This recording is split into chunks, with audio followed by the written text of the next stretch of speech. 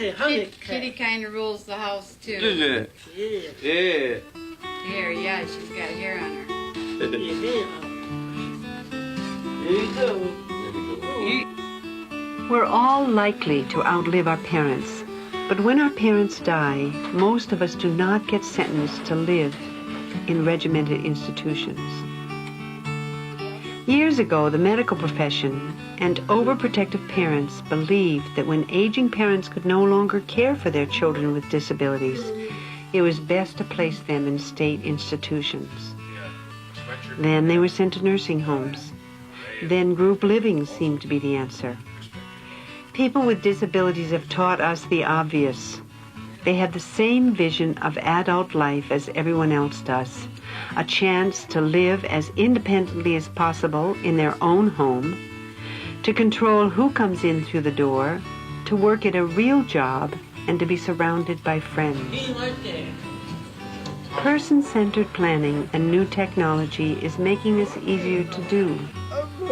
Let's give everyone a chance to try.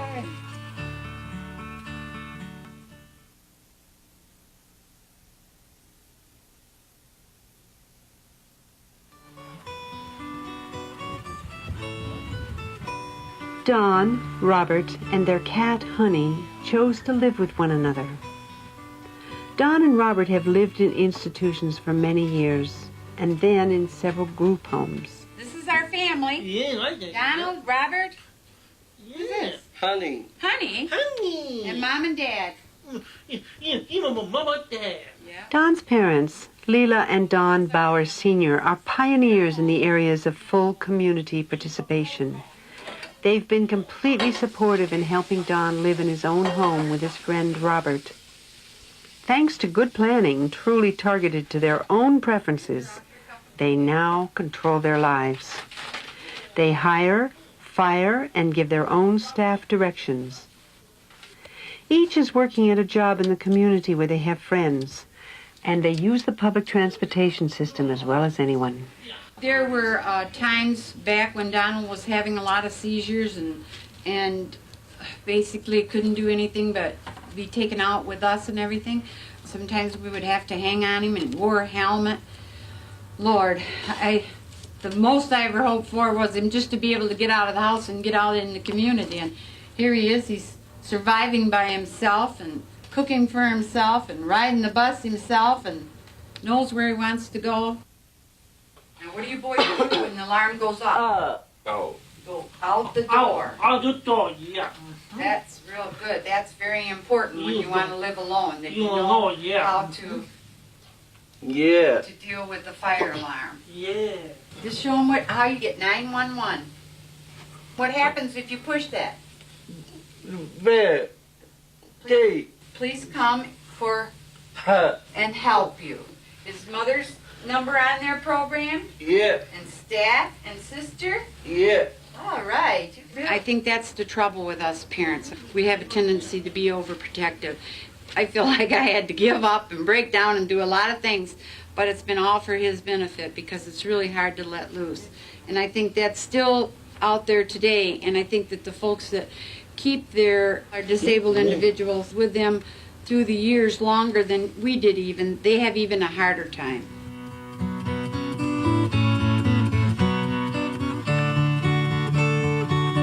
I think if you break loose when they're in their early teens, even though they may be very young, that's the easiest part. It's easier for the individual and it's actually easier for the parents. Yeah. We're younger and you can cope with more than you can if you're in your 80s. I would hate to think about taking it on then. Like that. Cool, like that. Honey. The thought of him going to his own home and surviving in his own home, I thought would never happen. I had my doubts. I'm a doubting Thomas. I didn't think it was going to work. I had so many ifs and ands. But after we got into the circle of friends and looking closer at Donald, what he can do when he has the opportunity and given the opportunity instead of saying he can't do it and do it for him. And he does very well. Is this your bro? Yeah, huh? Mm-hmm. Yeah, Queen. What's your favorite book? Whoa, Queen. train books is your favorite Train book. Well, that book, sure yeah. is a nice train book that you Queen picked Paul, out. okay, yep. You spend hours looking at that Yeah. book and reading about trains, don't Yeah, I like Queen, okay, yep. It wasn't only a few weeks, and Donald let me know he knew better than I did about putting his sleep apnea machine on. He wanted to do it himself. Wouldn't even let me put it on for him. Doesn't want staff to put it on. They have to go home, and then you do it. Is that right, Donnie? Yeah. That's right. I don't think there's any limit to what the guys can do anymore. I got the goblin to show, yeah, gourmet do You cook, like to yeah. watch the gourmet cook? Yeah. I understand. This is one of your Doing other it very simply, just like you boys do too. All gone. What's on? But, Pop's all gone? yeah. I told you How many hours a day are staff here? Come at 4. It come from, it be people more. Pete B's here a little more. Yeah, more. 4, and what time do they leave? Leave, Visit. 8. 8. Yeah. Eight. 8 So more, they're yeah. here from 4 to 8 in the afternoon. What time do they come in the morning? Shit. 6 o'clock. Visit. And then we go at what time? 8. 8. After everybody's gone to work. Home. Then they go home. Me too. You pick your staff. Yeah, That's right. pretty much that. You pick your staff. That's Yeah. right. Mhm. So if you don't like what they're doing, what can you do? Even if we're home, Send them home. you're home. What would you do if they I'll didn't? be that like that. What's your famous word if they're not doing right? What happens if you don't do your job right? Home. Fired. Fire. Fired is your Yeah. famous word. Yeah. He tells home. that to staff more than Yeah, once. more. One Mother's Day, we all got together, our daughter from Novi, and we met here in Ann Arbor, and we all went out to dinner. And then afterwards, we didn't have dessert, so Donald wanted to get dessert and bring it back here and serve it in his own home. How proud he was to serve us in his own home. And he dished it up and cut the cake and the entire thing for us. 2. 8. Fabrics, Brother. Joanne Fabrics. We're really glad to have Donnie working with us, and he's been a real asset to us as far as keeping our floors clean and everything. And I don't have a lot of staff right now, so it's been beneficial for us to have him come through and clean our floors and do our trash for us. It's things that we can't get to right now. And he's easy to work with. He's very pleasant and real helpful, and he says thank you an awful lot. So it's real good for us as a company. So. Don't you think everybody should be able to work? Yeah. That's an important part of your life, isn't it? Yeah. How would you feel if you didn't get to go to work, Don? Sad? Yeah. Well, it makes you feel good to be productive and Yeah. making money, too? Yeah. Is that important to you? Yeah. I thought so, to all of us. Many times people in schools believe or lead parents to believe that people don't have the capacity to work. They believe in things that are as outlandish these days as mental age and those kinds of things, when really what we have to look at is what can people do? Not what their limitations are, not what their disabilities are. What can people do? How you in? You work at Holiday Inn. That's Time right. and far, we good. That's right. 4. How many floors do you have to vacuum? 5, 4. 5 floors. Time and far. Top and bottom. What happens if you miss them? We get boot camp. You go to boot camp. Robert has worked off and on here for about 9 years. He's been doing the vacuuming for about 2.5 years. At first he had an intensive job coach that came in, worked with him through his whole shift, and then when he was ready to be seen by me, follow-along coach, I come in about twice a week and see how he's doing. He has a lot of support here at Holiday Inn, which is very important, and a good supervisor. Yeah, somehow you always beat me over here, though. I don't know how you do it. Take the shortcut. Are you children for him? I've been knowing Bob for about 9 years. We worked together, and he's a nice guy. His favorite thing in the kitchen was coming through and getting chicken fingers and vanilla ice cream. You know, what He happened? get along great with everyone here. He come through every morning, with a nice smile. Hello, good morning. Hi, Bob. He's a real nice guy. We just love working with him.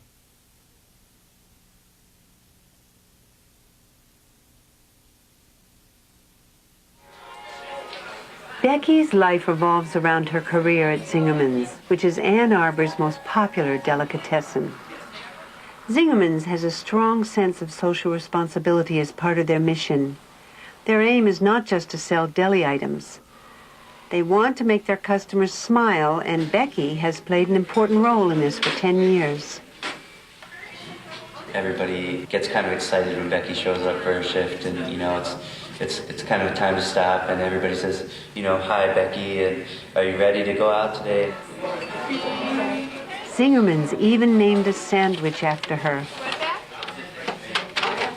Becky, do you enjoy your job here at Zingerman's? Yeah, look the table. Yeah. Clean the table. It's more a pleasure and a learning experience for us every day. I think Becky has a unique effect on every day that she's here. She just comes in and speaks with guests and maybe teaches us a little bit about diverse lives. Mm-hmm. To Becky, work means regular contact with people without disabilities, doing something truly useful where she is appreciated. It means the support of lots of people. Becky recently lost her father. One of the things that we've learned is that when people have other supports in the community, and that occurs before they lose a parent, then that's really significant for people. Her morning supervisors, or the people who supervise in the cafe, had come to me when things were happening with her dad and said, we're really, really worried about Becky. We don't want her to stop working here. And when she's upset, sometimes she clicks her nails. And they had said that increased a little bit, but what I noticed was that they were spending a lot more time with Becky, and her job coach was able to come in, and I'm not sure if it was more getting her mind off it, but she was able to keep up kind of her routine, which is very important to her.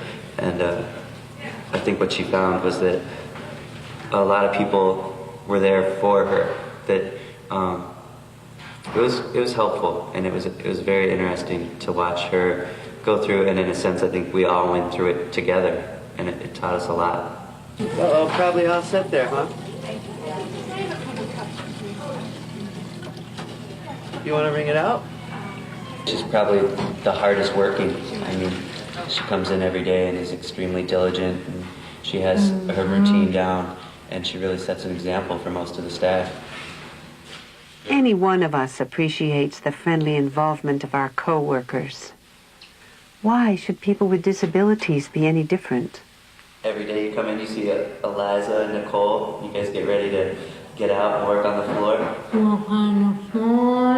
Every day, like clockwork. She comes in. Clockwork. Like clockwork, huh? Mm-hmm.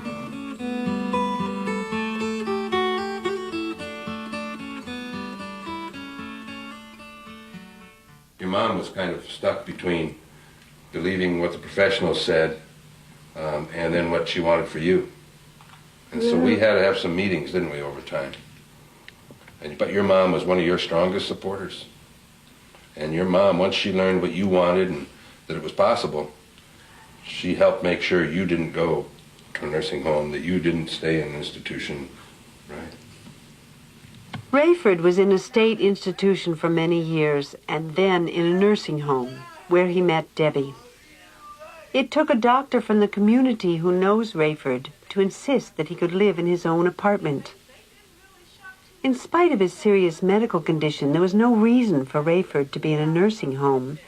His level of disability should not have been an obstacle to living in the home of his choice.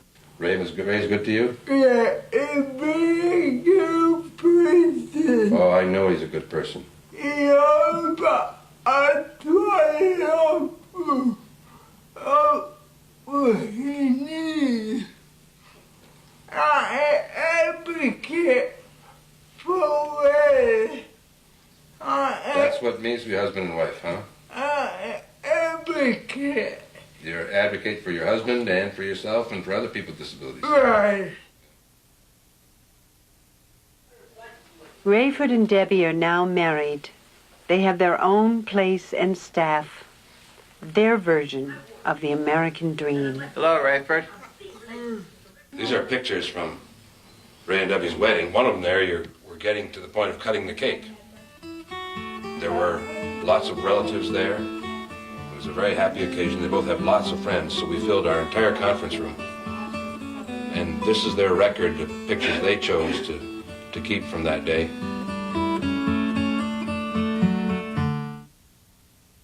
In the mornings, we do have to get them up and get them cleaned up, get them dressed.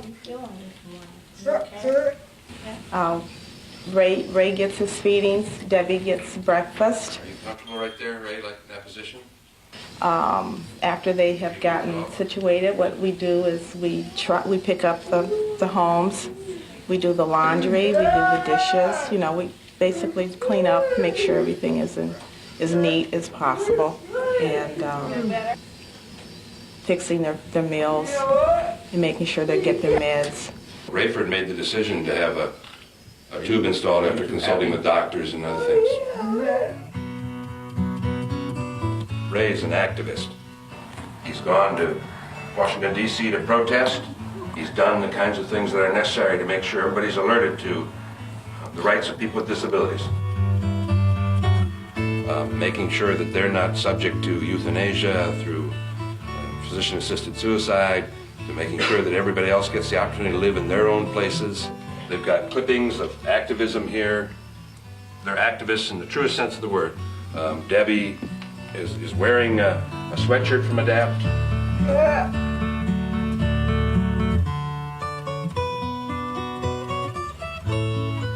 I did that. Yes. What did you do? Deb was the leader of a campaign to get the accessible entrance Yep. to the building. Right. To make sure that not only could people with disabilities live there, but people with disabilities could visit other people. I open the door. I get out where I want to. The entrance wasn't accessible, although No. the landlord claimed it was. So Debbie led the campaign. It was a long campaign. Our agency worked with it and others to actually get it made accessible, so that people with disabilities could not only use it, but could use it for visiting, use it all weather, and everything else. So that was a campaign that had to be undertaken before we had a truly accessible place. And there's also a button out here. So if they're coming down from the ramp, from the handicap spot that's in the parking lot, they will come down all the way down this ramp, because all of this was built for them. And then they will push this button here, and then the door will swing open. I did it. I fight for 3 years. 3 years that fight went on. I didn't give up here. No, you didn't. I won. You clearly won.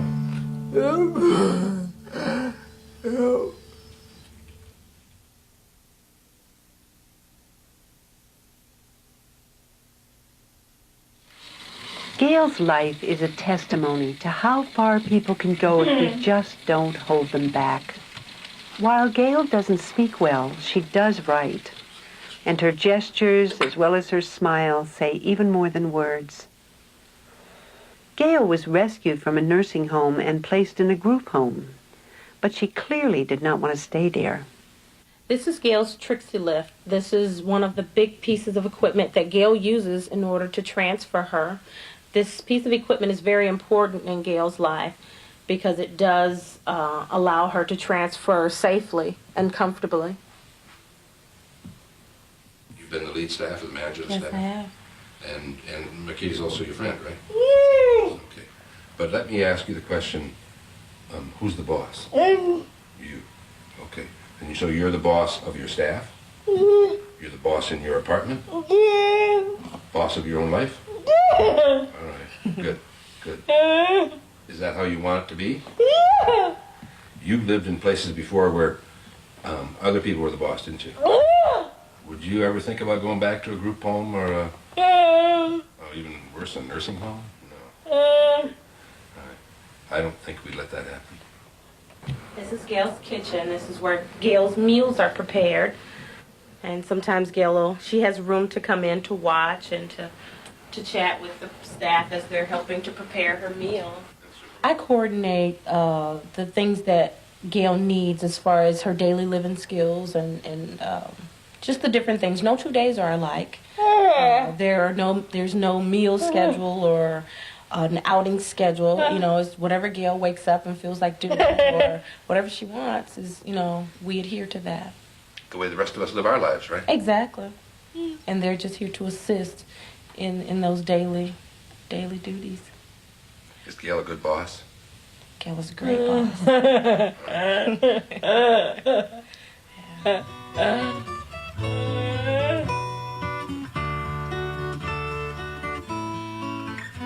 Gail now chooses where and with whom to live.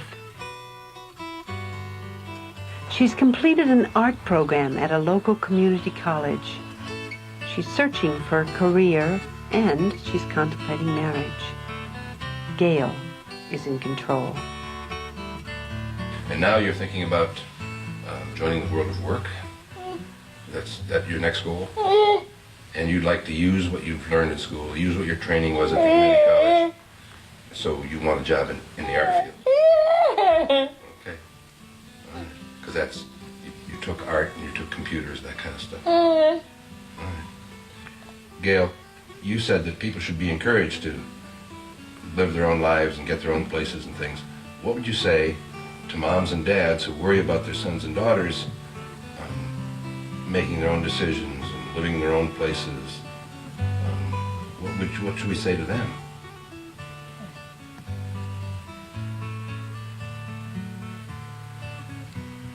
Take your time.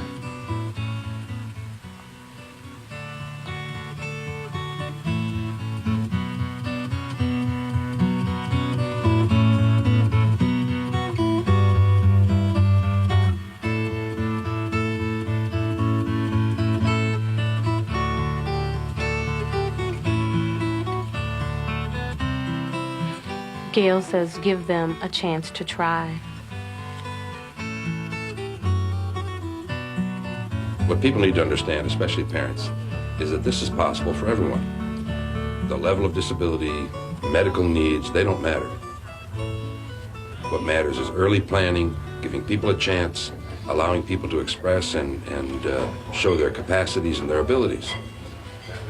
Limitations mean far less than letting people rise to the occasion to get their piece of the American dream. Letting people have lives past the lives of their parents. That's all any of us can ask.